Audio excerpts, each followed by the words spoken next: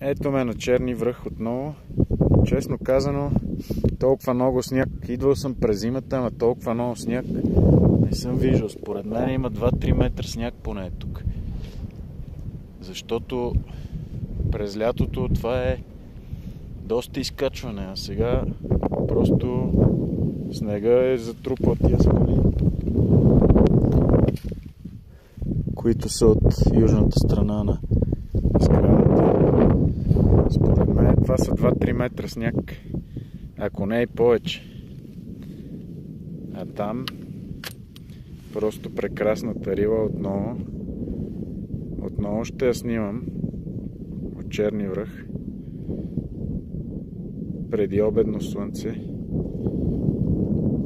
Всичките върхове почти като от самолет се вижда. Това дори лятото не може така да се види. Сега просто контрастира на този сняг. И там вече приключваме. А преди малко бях ето на тази скала. Почти догоре има сняг и може да се качи с ските. Това не се е случвало, не знам, от много години. Ето и на тази скала.